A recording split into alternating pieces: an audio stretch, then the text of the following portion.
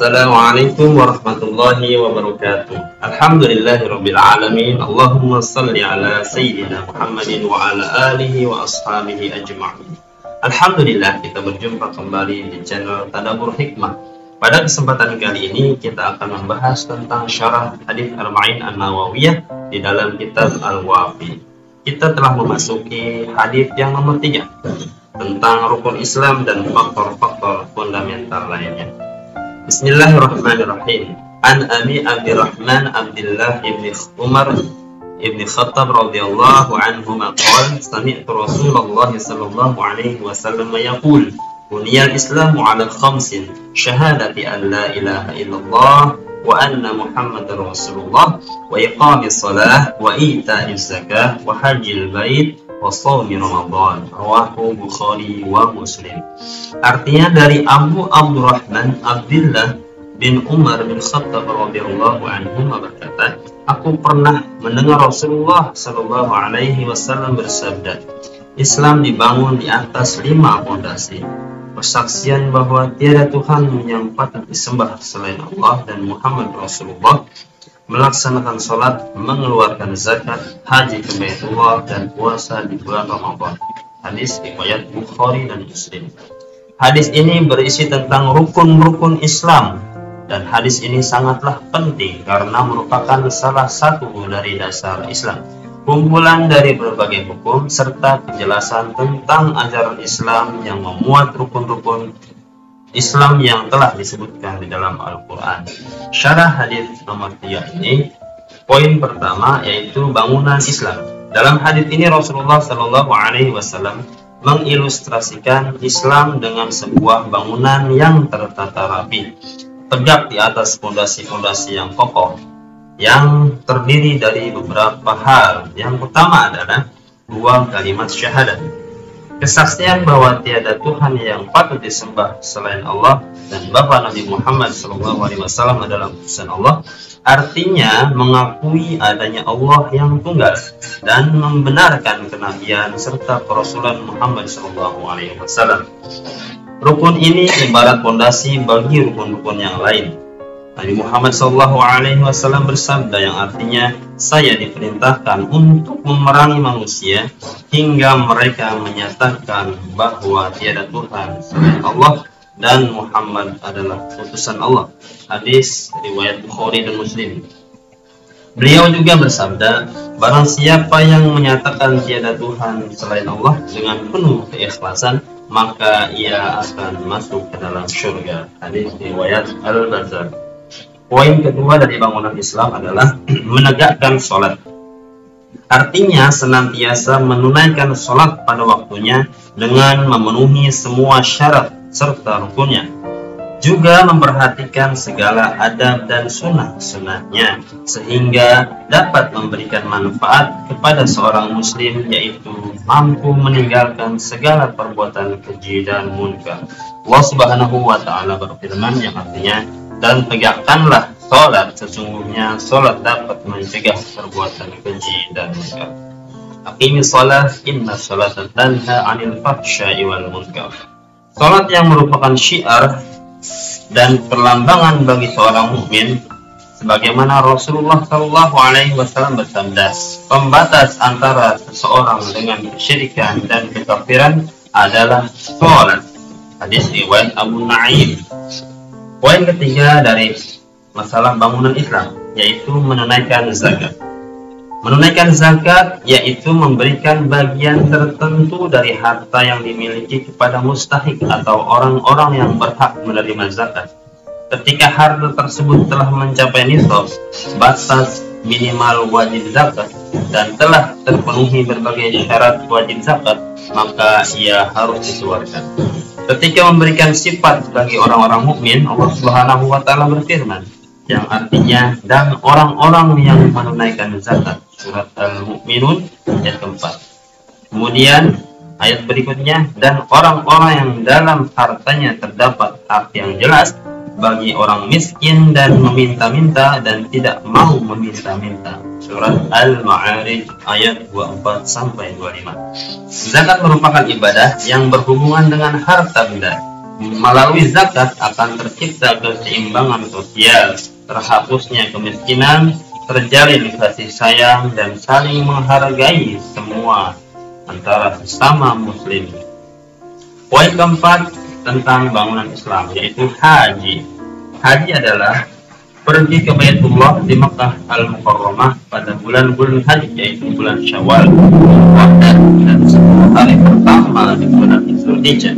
Haji dilakukan dengan menjalankan semua manasik atau amalan-amalan dalam rangkaian ibadah haji yang telah diajarkan Rasulullah Sallallahu Alaihi Wasallam. Haji merupakan ibadah yang berhubungan dengan harta dan jiwa, yang membawa berbagai dampak positif bagi individu dan juga bagi masyarakat. Bahkan merupakan muktamar Islam internasional, di mana umat Islam dari seluruh penjuru dunia berkesempatan untuk bertemu dan saling mengenal. Allah Subhanahu wa Ta'ala berfirman yang artinya, dan berserulah kepada manusia untuk mengerjakan haji. Niscaya mereka akan datang kepadamu dengan berjalan kaki, dengan mengendarai unta yang kurus yang datang dari segenap penjuru dunia yang jauh, supaya mereka menyaksikan berbagai manfaat bagi mereka dan supaya mereka menyebut nama Allah pada hari yang telah ditentukan. Atas rezeki yang Allah telah berikan kepada mereka berupa binatang ternak, maka makanlah sebagian daripadanya dan sebagian lagi berikanlah untuk dimakan orang-orang yang sengsara lagi fakir. Surat Al-Hajj ayat 27-28. Karenanya pada pahala haji sangatlah besar. Rasulullah Shallallahu Alaihi Wasallam bersabda, tidak ada pahala bagi haji yang mabrur kecuali surga. Ibadah haji diwajibkan pada tahun 6 Hijriah melalui firman Allah Subhanahu wa Ta'ala, yang artinya mengerjakan haji adalah kewajiban manusia terhadap Allah, yaitu bagi orang-orang yang sanggup melakukan perjalanan ke Baitullah. Surat Al-Imran ayat 97.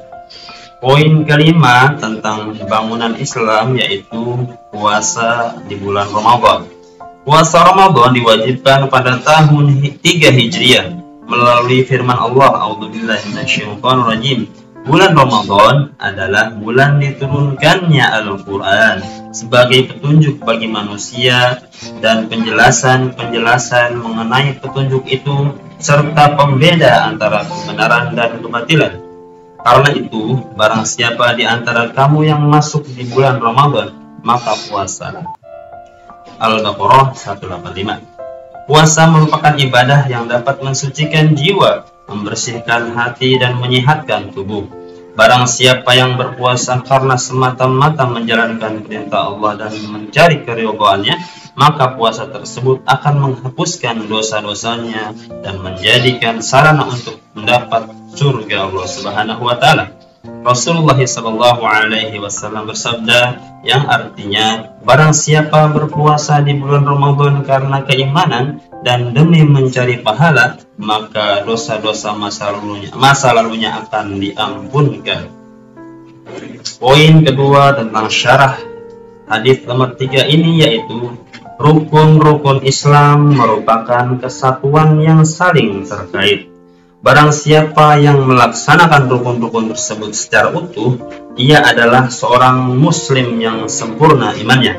Barang siapa yang meninggalkan keseluruhannya, maka ia adalah seorang yang kafir. Barang siapa yang mengingkari salah satu darinya, ia bukanlah seorang muslim.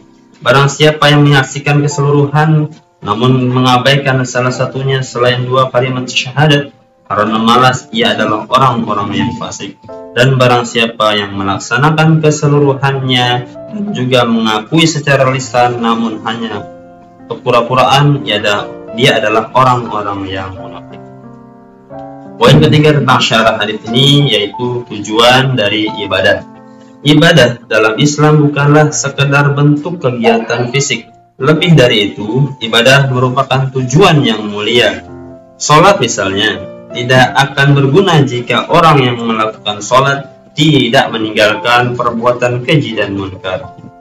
Puasa misalnya tidak akan bermanfaat ketika orang yang melakukan puasa itu tidak meninggalkan perbuatan dusta.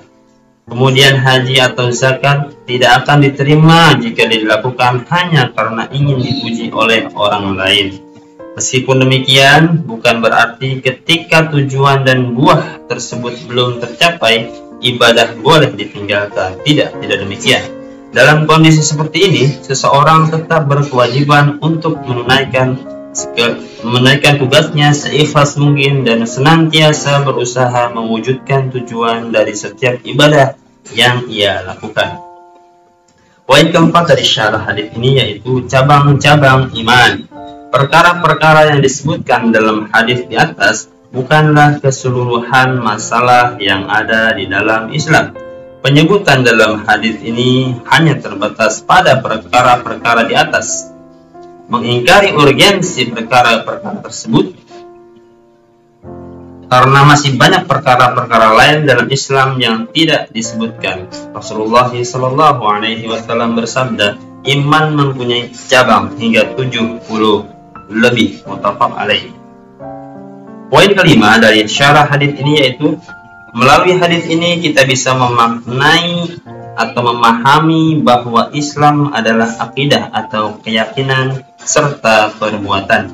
Karenanya, amal perbuatan akan sia-sia tanpa adanya iman, dan iman tak akan bermakna tanpa adanya amal perbuatan, terutama amal sholih. Demikian pembacaan syarah hadis arba'in di dalam kitab Al-Wafi. Hadis yang nomor 3. Semoga kita bisa mengambil hikmah, mengambil pelajaran dan mengamalkan seluruhnya untuk kehidupan sehari-hari kita. Barakallahu laka wa barakallahu fikum. Assalamualaikum warahmatullahi wabarakatuh.